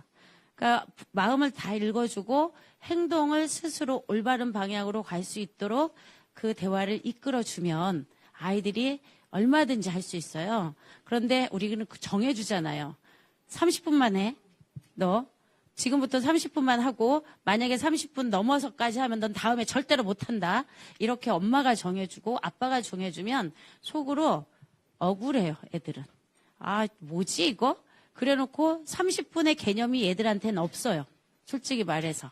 30분의 개념이 없는데 30분이 다 되면 야, 너 30분만 하기로 했잖아. 사실은 누가 하라고 그런 거예요? 엄마 아빠가 정해준 거지 내가 언제 30분만 한다고 한 게 아니거든요. 그러니까 30분이 지나도 이 아이는 억울해요. 그리고 다 못했다고 생각이 드는 거죠. 그래서 감정을 받아주시면서 이렇게 대화를 하면서 그렇다고 애가 원하는 만큼 3시간 반 이렇게 하면은 이 아이가 이걸 하고 나면은 숙제도 못하죠. 내일 아침 늦게 일어나죠. 그렇게 되면 여러 가지로 밥도 못 먹고 가죠. 이러니까 그런 대화를 통해서 아이가 스스로 시간을 결정을 할 수 있도록 제한을 할 수 있도록 도와주셔야 그게 진정한 코칭이죠. 애가 원하는 거 뭐 이거 할 때도 뭐 잘해가지고 뭐 애가 야 그래 이제 게임 아유 이거 잘한다 이렇게만 하는 것은 절대 아닙니다. 그래서 감정을 받아주고 행동을 올바른 방향으로 이끌어줄 수 있도록 도와주는 게 코칭입니다. 감사합니다. 네, 우리 성우님이 너무 잘해주셔가지고요. 네, 오늘 여기 오신 분들 중에는 엄마 반성문 책을 읽으신 분들도 계시고 아직 읽지 못하신 분들도 계실 텐데요. 저는 책을 읽으면서 작가님께 되게 궁금한 것들이 많이 생기더라고요. 그래서 많은 분들이 궁금했던 점을 미리 이렇게 메모지에 적어서 남겨주셨어요. 어떤 내용을 적어주셨는지 제가 좀 봤더니 저랑 비슷한 궁금증을 적어주신 분들도 계시고 제가 생각하지 못했던 부분들을 이렇게 집어서 적어주신 분들도 계셨어요. 그래서 엄마들의 질문에 대한 이유남 작가님의 감성 코칭을 들어보는 시간 마련했습니다. 제가 먼저 질문 하나를 골라볼게요. 선생님 같은 엄마라는 이야기를 들은 적이 있어요. 엄마 같은 엄마라는 게 따로 있는 건가요? 참 어렵네요. 라는 질문 주셨어요. 네, 선생님 같은 엄마, 선생님은 주로 뭐 하죠? 네, 가르치죠. 그러니까 티칭형 엄마인 거죠. 코칭형 엄마가 아니라 티칭형 엄마면 선생님 같은, 그래서 선생님들 그 남편이나 선생님들, 시어머님, 시아버님은 싫어하시죠. 왜요? 학교에서 가르치는 것대로, 집에서도 또 하거든요. 또 그러다 보니까 선생님 같은 엄마는 자꾸 지시하고 명령하고 확인하는 그런 엄마, 감시자의 엄마인 거죠. 그러니까 그런 엄마가 아니라 엄마 같은 엄마는 아이와 뱃속에서 이 아이가 엄마 뱃속에서 그 10달 동안 있으면서 아이하고 계속 굉장히 많은 생각을 공유하고 숨소리도 공유하고 이런 걸 공유했잖아요. 그러니까 아이와 생각 공유하고 마음 공유하고 아이의 마음이 되어서 같이 키워주는 엄마. 이게 엄마 같은 엄마인 것 같아요. 네. 네, 하나 더 골라볼게요. 작가님이 생각하는 엄마라는 단어를 한마디로 표현해 주신다면? 엄마는 위대한 사람이다. 예. 저는 엄마만큼 위대한 사람은 없다고 생각해요. 제가 엄마이기 때문에 그 어려운 과정을 겪고 이겨내고 여기까지 왔다고 생각이 들어요. 제가 포기하고 싶고 내가 때로는 이런 생각이 참 많이 들었거든요. 내가 너희한테 뭘 얼마나 잘못했다고. 내가 무슨 정말 무슨 바람을 폈니? 정말 도박을 해봤니? 집안을 말아먹었니? 이런 생각이 들을 때가 많이 있었어요. 포기하고 싶은데 제가 포기를 하면 우리 애들은 끝나는 거예요. 그러니까 그 생각을 하면요. 절대로 포기가 안 되는 거예요. 그래서 어떻게든 내가 너희를 망쳐놨으니까 내가 너희들을 위해서 너희와 함께 다시 일어나 보자. 그래서 엄마는 이 세상에 가장 위대한 위인이라고 저는 생각이 들어요. 네. 우리 선은혜 선생님도 오셔서 하나 띄어서, 네.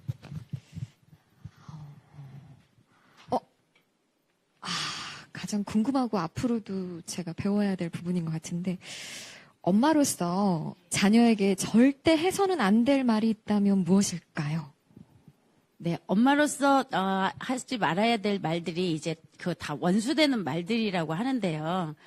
가장 아이들이 싫어하는 말이 너 누구 닮았냐?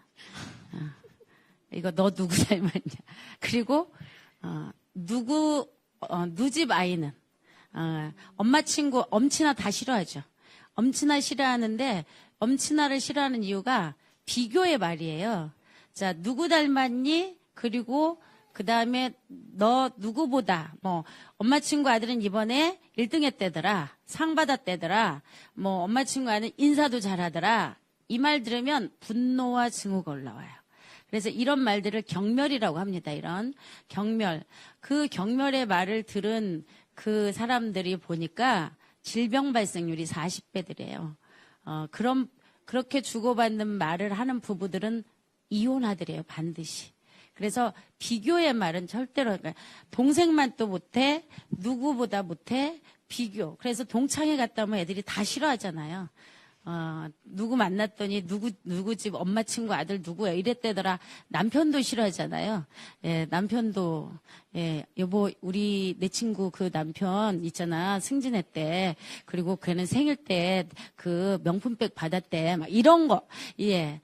애나 어른이나 다 똑같아요. 그래서 가장 싫어하는 말, 비교의 말, 그리고 누구 닮았냐 이런 그것은 이 아이만 야단을 치는 게 아니라 뻔하잖아요. 누구 닮았냐 이 말을 하는 것은 배우자를 겨냥해서 한 말이잖아요. 싸잡아서 다 같이 서로 원수 되자고 하는 말들이에요. 그래서 그런 말은 될 수 있으면 절대로 하지 마셔야 됩니다.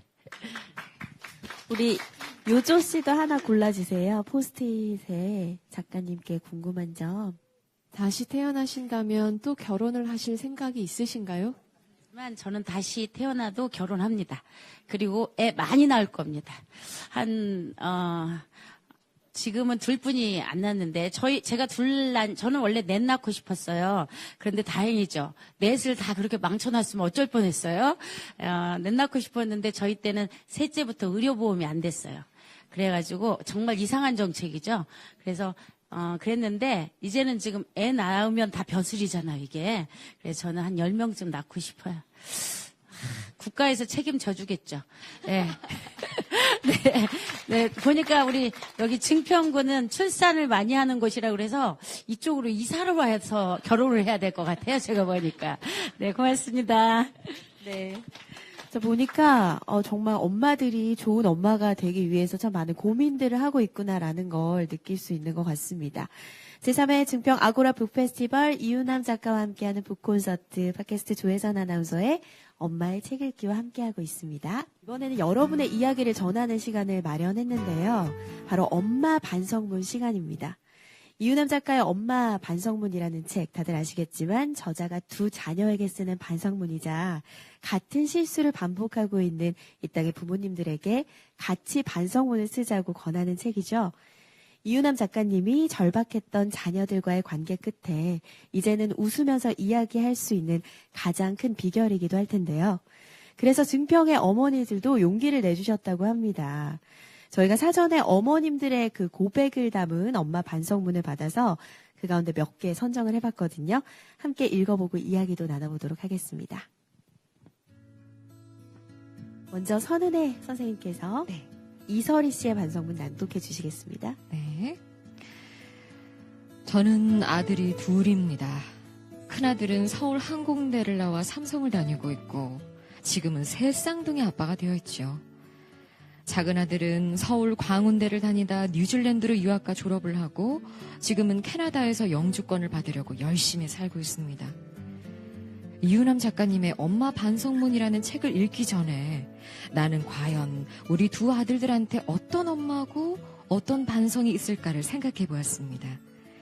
두 아들을 키울 때 남들이 생각할 땐 얼마나 힘들고 소리 지르면서 키웠을까 하고 걱정의 말들을 해주었지만 저는 정말 큰 소리 한번 내보지 않고 키운 것 같습니다. 괄호 모르게 있을 수도 이렇게 적으셨어요.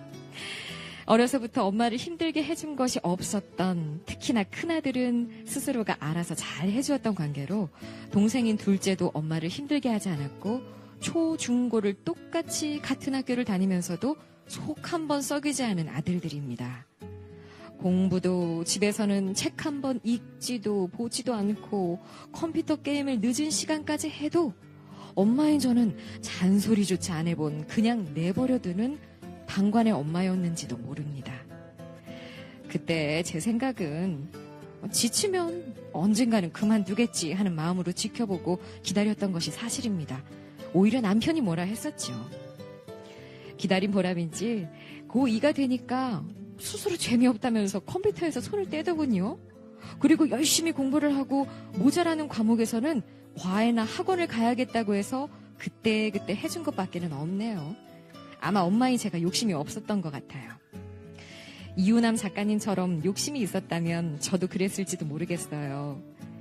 부모는 그냥 지켜봐주는 것이 우리 애들한테는 고마움일 것입니다. 우리 작은 아들이 대학에 들어가서 저한테 이런 말을 하더군요.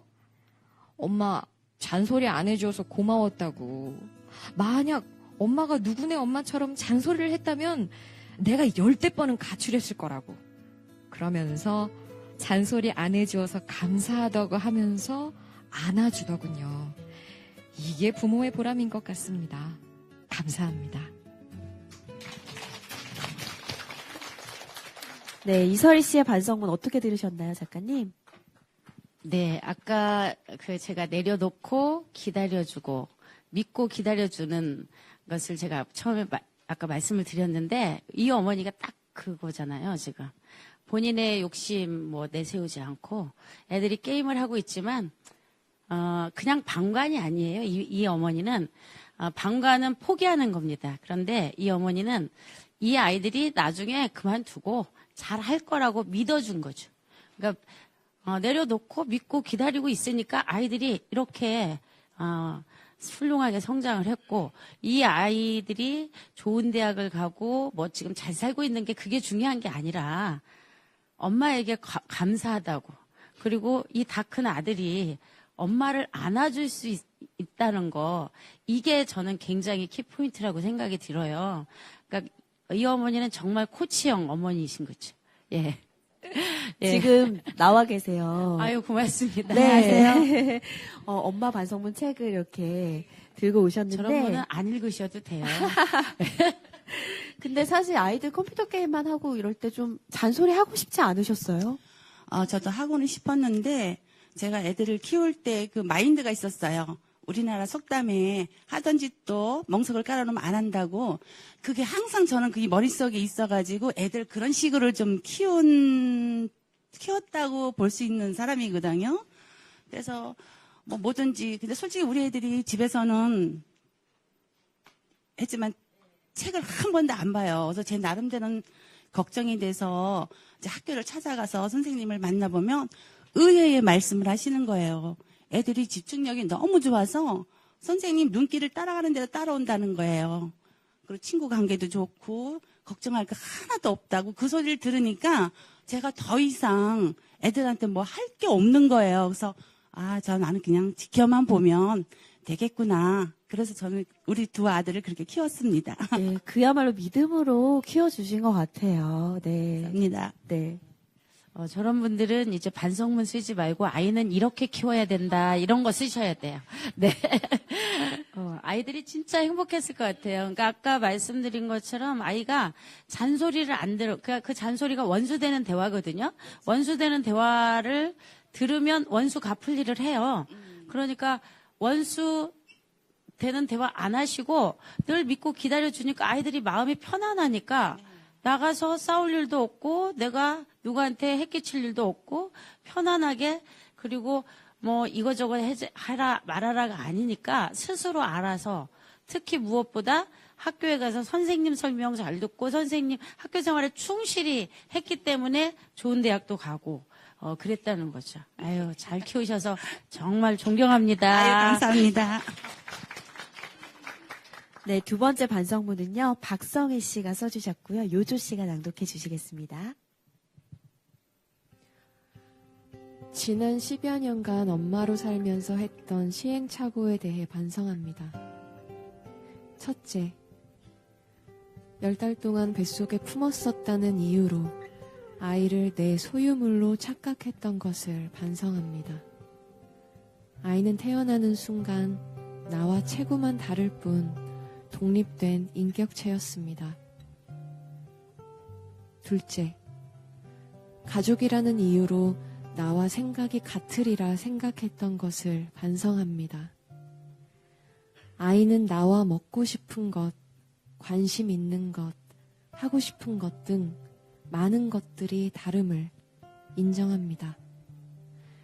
셋째, 아이를 내가 원하는 대로 바꾸려고 했던 것을 반성합니다. 내가 아이를 바꾸려 할수록 서로에게 상처만 줄 뿐이라는 것을 이제야 알았습니다. 넷째, 나와 아이 사이에 거리가 존재하지 않을 것이라고 착각한 것을 반성합니다. 사람 사이에는 너무 가까워도 멀어도 안 되는 적정한 거리가 유지되는 것이 좋다는 진리가 부모와 자녀 사이에도 적용된다는 것을 최근에야 깨달았습니다. 다섯째, 아이에게 잘못했을 때 미안해 라고 말하고 내가 바뀌지 않은 것을 반성합니다. 이 반성문을 계기로 말로만 약속하는 엄마가 아닌 행동으로 실천하는 엄마로 거듭나겠습니다.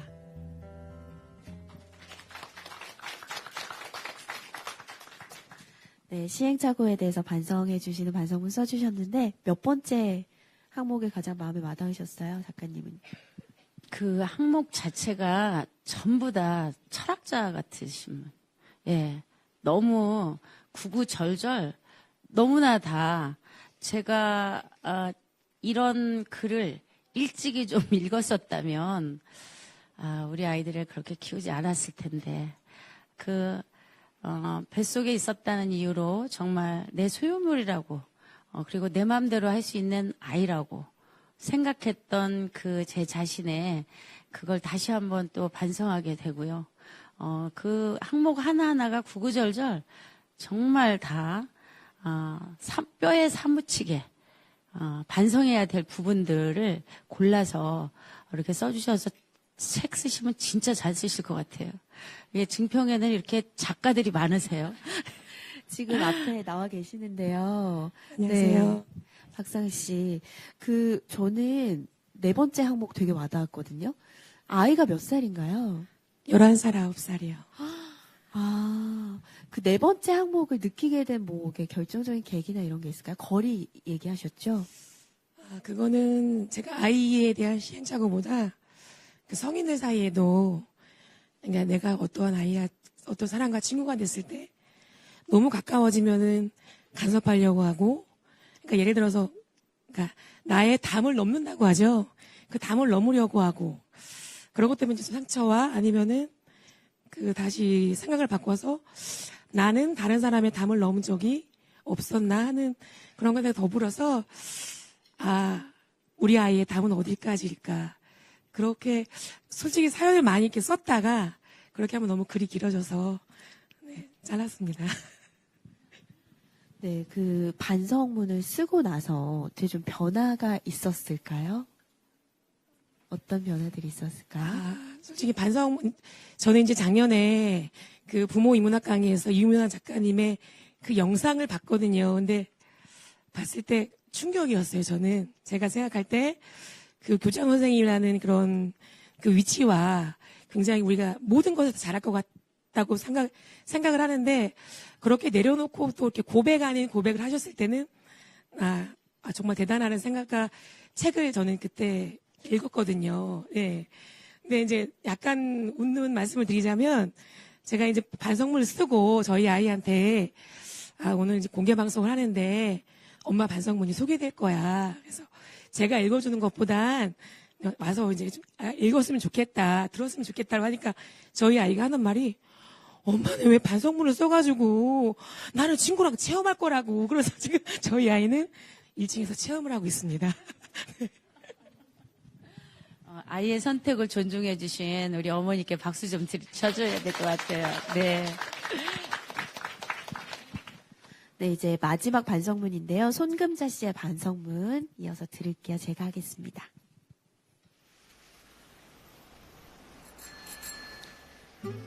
아들아, 내가 어려서 집이 가난해 학교도 다니지 못했고 배운 게 없어 다른 부모들처럼 너희를 가르치지 못한 것 같아서 지금에 와서 너무 미안하구나.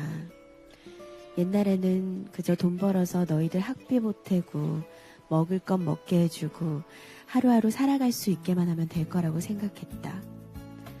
하지만 지금 와서 생각해보면 내가 살기 급급해서 너희들 핑계로 지금까지 그냥 온 것 같다는 생각이 드는구나. 자식이 하고 싶은 것을 다른 부모들은 다 해주고 들어준다는데 뭐 하나 제대로 해준 게 없어 미안하다. 그래서 지금이나마 글을 배우려고 노력해서 지금 같은 반성문을 써보려고 한다. 옛날의 나의 모습을 너무 미워하지 말아다오. 사랑하는 아들아, 그동안 참고 견뎌줘서 정말 고맙다. 앞으로는 더 노력해서 너희들에게 부끄럽지 않은 엄마가 될게. 다시 한번 사랑한다, 엄마가.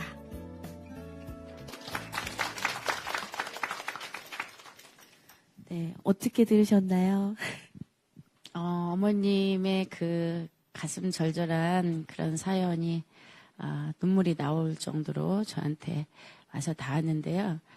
어머님이 못 배우시고 가난해서 아이에게 제대로 못 해준 것 같은 그런 미안함이 있지만 저는 많이 배웠잖아요. 그야말로 뭐 석사 박사까지 하고 그리고 남들이 보기에 저도 어렸을 적엔 엄청 어려운 집에서 저희 어머님 아버님은 초등학교 문턱에도 못 가보신 분들이세요. 그분들 밑에서 제가 배우며 이렇게 살면서 전 우리 어머님 아버님이 그 제대로 못 배우셨기 때문에 저한테 못 배운 한을 푸시려고 하신 적이 없으세요, 사실은. 그냥 있는 그대로를 저를 키워주셨거든요. 제가 하고 싶은 거 할 수 있도록 이렇게 해주셨기 때문에 못 배우셔서 지혜롭지 못한 게 아니라 저는 많이 배웠지만 지혜롭지 못했어요.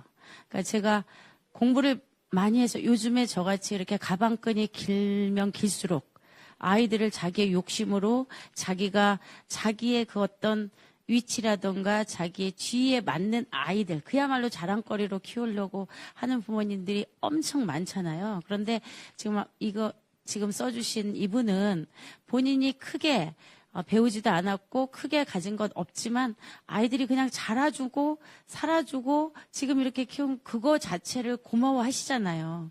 그러니까 그 마음이 자녀를 오히려 더 잘 키우는 그런 마음이라고 전 생각이 들어서 저같이 배웠어도 못 키웠는데 우리 못 배우셨다고 못 해줬다고 그렇게 생각하실 필요는 없다고 저는 생각이 듭니다. 훌륭한 이런 반성문을 쓰시며 지금 또 공부까지 하시는 그분을 또 저는 존경한다는 말씀을 전해드리고 싶습니다. 고맙습니다. 네, 증평국립도서관에서 함께한 제3회 증평 아고라 북페스티벌 이유남 작가와 함께하는 북콘서트 책 그리다. 이제 마무리할 시간이 됐는데요. 올해는 엄마 반성문에 이유남 작가님과 함께했습니다.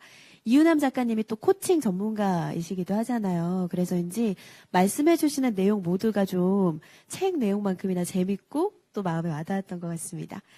요조 씨도 오늘 좋은 얘기 많이 해주셨는데 어떠셨어요? 저는 아주 훌륭한 선행학습 한 것 같아요. 뭐, 아직 저는 이제 결혼도 안 했고, 아이도 없고, 뭐, 그래서 엄마의 마음이라는 거, 그리고 내가 낳은 어떤 자식을 어떻게 키우는가에 대해서 정말로 진지하게 생각해 본 적이 없었거든요. 근데 오늘 여기 정말 좋은 말씀도 많이 듣고, 이렇게 어머님들이 직접 써주신 반성문 듣고 하면서, 되게 정말로 왜 농담처럼 말씀드렸지만 정말 아주 훌륭한 선행학습을 미리 한 것 같아서 제가 나중에 혹시라도 엄마가 된다면 오늘의 이 배움이 아주 유용하게 잘 쓰이지 않을까 하는 생각이 드네요. 네. 선은혜 선생님도 이제 엄마로서 함께 하셨잖아요. 네. 어떤 것들 많이 느끼셨는지요? 이제 아이가 이제 세상에 나온 지 얼마 안 돼서 이제 언젠간 크게 도움닫기를 할 때도 있고 지금 이제 걸음마를 시작해서 막 넘어지기도 하는데 오늘 북콘서트를 계기로 아이를 어떤 방향으로 함께 가야 하는지를 좀 진지하게 많이 고민을 속으로 많이 해봤고요. 그리고 어느 정도 제 나름대로 정리가 좀 됐었던 시간이었던 것 같습니다. 네. 네, 마지막으로 이유남 작가님의 말씀 듣겠습니다. 네. 제가 수많은 곳에서 많은 행사를 참여했는데요.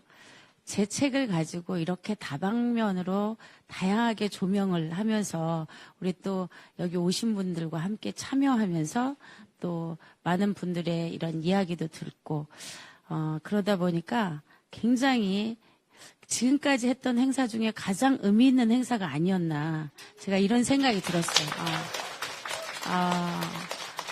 제가 여러분들이 있어서 하는 얘기가 아니라 진짜 어떻게 이런 프로그램을 기획을 했나. 그래서 우리 그 PD님 작가님에게 야, 청주 MBC 진짜 대단하다.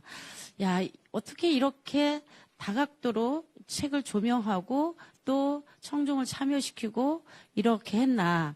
우리 증평국립도서관 관계자분들도 야, 제가 오늘 깜짝 놀랐어요. 저는 그냥 이렇게 도서관에서 하는 행사 이렇게 생각을 하고 왔는데 밑에 보니까 정말 어머 이거 웬만한 그 서울의 큰 기관에서 하는 행사보다 더 다양하고 더 이렇게 활발하고 그리고 많은 분들이 이렇게 참여해 주셔서 야 굉장히 대단하다 이런 생각을 하고 올라왔는데 이 진행 전체적인 거에 또 우리 또 가수분도 부르시고 성우님, 아나운서님 이렇게 전체적으로 같이 이렇게 함께 하는 프로그램이어서 이런 행사를 앞으로 우리 학교에서도 좀 해봐야 되겠다 이런 생각이 제가 들었어요. 정말 의미 있는 그리고 아마 제 책에 관련된 행사로 제가 가장 기억에 남는 그런 행사로 기억될 것 같습니다. 정말 감사합니다. 네. 저희가 청주 MBC와 충주 MBC가 통합이 돼서 MBC 충북이라는 아, 그래요? 네. 네, 제가 정정해 수정하겠습니다. 드릴게요. MBC 네. 충북. 네. 자, 2018년 책의 해에 대한 관심과 참여도를 높이기 위해 증평 군립도서관이 지역책 축제 우수 프로그램 공모사업에 선정돼 마련된 제3회 아고라 북페스티벌 이유남 작가와 함께하는 북콘서트 이제 마무리할 시간입니다. 어리석은 부모는 자녀를 자랑거리로 키우려고 하지만 지혜로운 부모는 자녀의 자랑거리가 되고자 노력한다. 이 말 기억하시죠? 이은남 작가님의 말씀처럼 엄마가 먼저 변화하는 모습을 좀 보여준다면 엄마는 자녀에게 또 자녀는 엄마에게 서로에게 자랑스러운 존재가 되지 않을까 하는 생각 해봅니다.